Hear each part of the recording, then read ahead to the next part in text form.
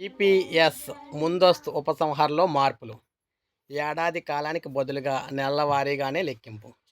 EPS 1995 చట్టాన్ని సవరించిన EPFO ఉద్యోగుల భవిష్య నిధి సంస్థలో 10 ఏళ్ల సర్వీస్ పూర్తి కాకుండానే ఉద్యోగుల పింఛను స్కీమ్లో జమైన మొత్తాన్ని ఉపసంహరించుకునే వారికి వచ్చే డబ్బులు ఇకపై కొంత మేరకు తగ్గనున్నాయి. ఈపీఎస్ ముందస్తు ఉపసంహరణ చెల్లింపులు గణాంక టేబుల్ను ఈపీఎఫ్ఓ పూర్తిగా మార్చడమే ఇందుకు కారణం అన్నమాట.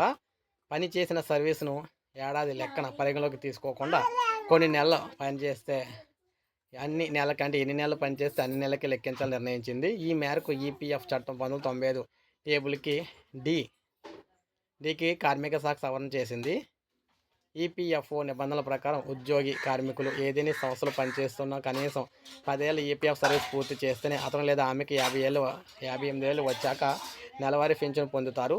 9 ఏళ్ల 6 నెలల సర్వీస్ పూర్తి చేసినా కూడా 10 ఏళ్ళుగానే పరిగణిస్తారన్నమాట.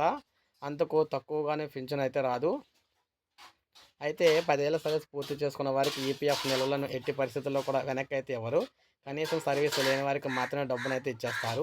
ఇతర రాష్ట్రాల నుంచి వలస వచ్చిన కార్మికులు 10 ఏళ్ల సర్వీస్ కంటే ముందే ఈపీఎస్ మొత్తాన్ని కూడా ఉపసంహరించున్నారు. అంటే మొత్తంగా స్థానికులైన కొందరు యువకులు 2-3 ఏళ్లకొకలా ఉద్యోగం మారుతూ మొత్తాన్ని కూడా వెనక్కి తీసుకుంటూ ఉంటారన్నమాట. అయితే బదిలీ ఉద్యోగం మానేసిన కారణాలతో డబ్బును వెనక్కి తీసుకోవద్దని, మరో సంస్థకు ఆ సర్వీస్ను బదిలీ చేసుకుంటే పింఛను అర్హత పొందడంతో పాటు ఎక్కువ పింఛను వస్తుందని చెప్పేసి ఈపీఎఫ్ అధికారులు అయితే చెప్తున్నారు. అయినప్పటికీ కొందరు ఈపీఎఫ్తో పాటు ఈపీఎస్ నిధులను కూడా తీసేసుకొని ఖాతాను అయితే మూసేస్తున్నారని, ఇలాంటి వారికి టేబుల్ డి ప్రకారం మొత్తాన్ని లెక్కించేస్తారని చెప్పేసి చెప్తున్నారన్నమాట. ఈపీఎఫ్ను ఎలా లెక్కిస్తారంటే ప్రతి ఉద్యోగి వేతనం నుంచి 12% ఈపీఎఫ్ ఖాతాకు చేరుతుంది.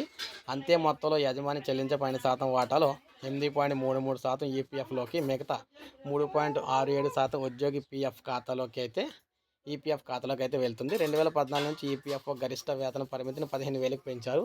దాని ప్రకారం యజమాని చెల్లించే 12% వాటాలో 8.33% అంటే 1,225.50ని ఈపీఎఫ్కి అయితే వెళ్తుంది. ఎవరైతే ఉద్యోగి 10 ఏళ్ల సర్వీస్ ముందే తన ఉద్యోగానికి రాజీనామా లేదంటే పదవి విరమణ చేయడం ద్వారా ఈపీఎఫ్ను వెనక్కి అయితే తీసుకోవాలని అనుకుంటే అతని సర్వీస్ను పరిగణలోకి తీసుకొని ఎంత చెల్లించాలో లెక్కించేవాళ్ళు. ఉదాహరణకు ఉద్యోగి మూల వేతనం ప్లస్ డిఏ కలిపి 15,000 ఉంటే అతడు 6 ఏళ్ల 7 నెలల పాటు పనిచేశాడు. అప్పుడు గత నిబంధనల ప్రకారం 6 ఏళ్ల 7 నెలల మొత్తం 7 ఏళ్లుగా పరిగణించి ఈపీఎఫ్ వాటాను నగదు చెల్లించేవారు. రాజీనామా విరమణ చేసినప్పుడు 15,000 ఉన్నందున టేబుల్ డి ప్రకారం 7 ఏళ్ల కాలానికి 7.33% నిష్పత్తి లెక్కన చెల్లించేవారు.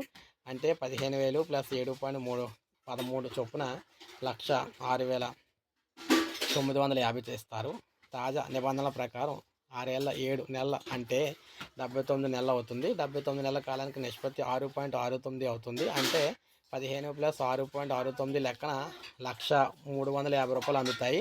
తాజా నెలవారీ నిబంధనల ప్రకారం ముందస్తు ఉపసంహరణపై వచ్చే మొత్తం కూడా తగ్గుతుందన్నమాట. సో ఈ విధంగా ఉద్యోగులు అయితే నష్టపోయే ప్రమాదం అయితే ఉంది. సో ఈ విధంగా మార్పులు అయితే చేశారు. సో ఇది మనకు అప్డేట్. ఒక లైక్ చేయండి, సబ్స్క్రైబ్ చేసుకోవద్దు, మన ఛానల్ సబ్స్క్రైబ్ చేయండి.